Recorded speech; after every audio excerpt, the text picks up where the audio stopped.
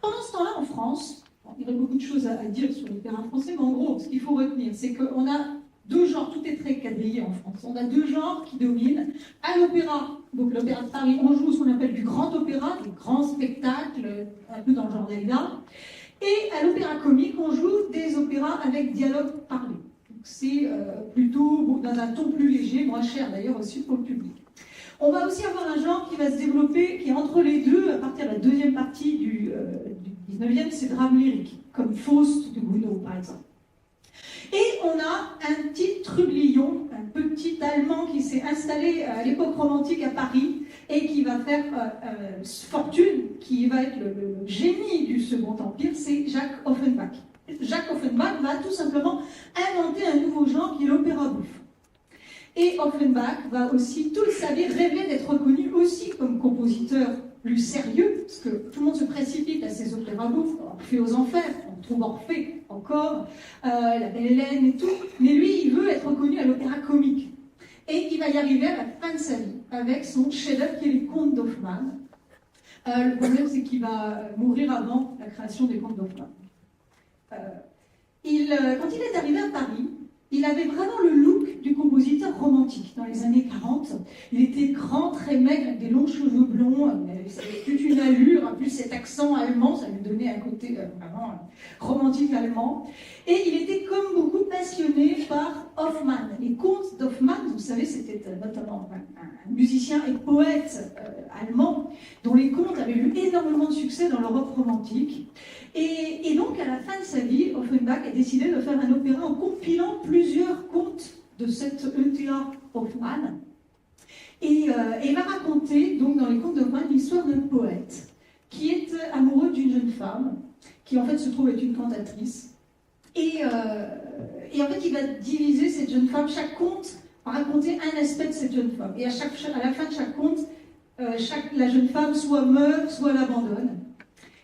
Et donc à la fin, alors il y a un prologue, il introduit tout ça, et à l'épilogue, quand il voit arriver la femme qu'il aime, la cantatrice, il la rejette. Et sa muse arrive et lui dit, c'est bien, tu as assez souffert, maintenant tu peux renaître poète. C'est ultra romantique.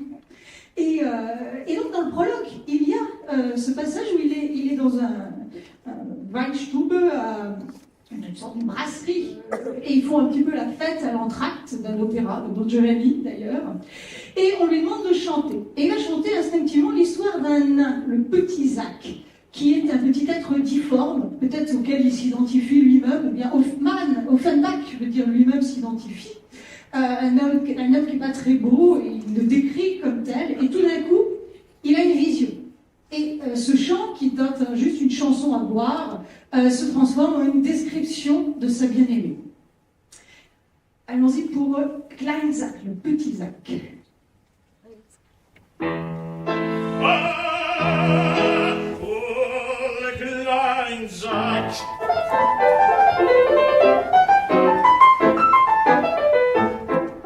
Il était une fois à la cour du Daisenac.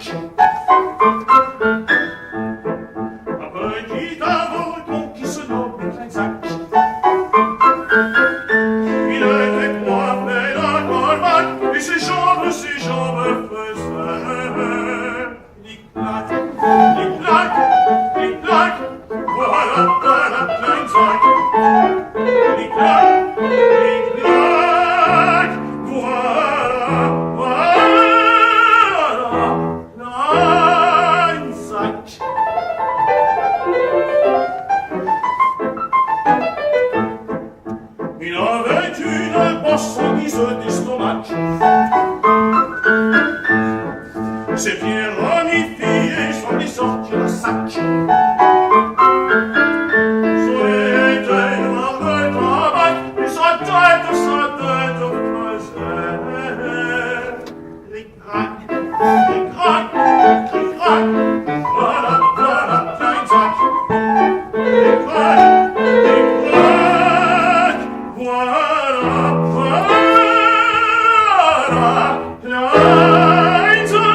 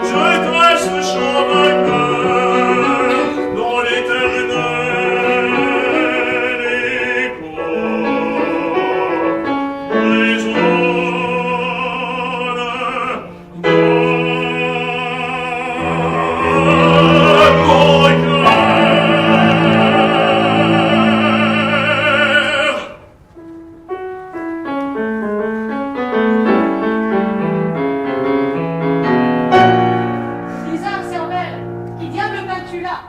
Kleinsack? Kleinsack, je parlerai. Qui? Non, personne, rien. Mon esprit se troublait bien.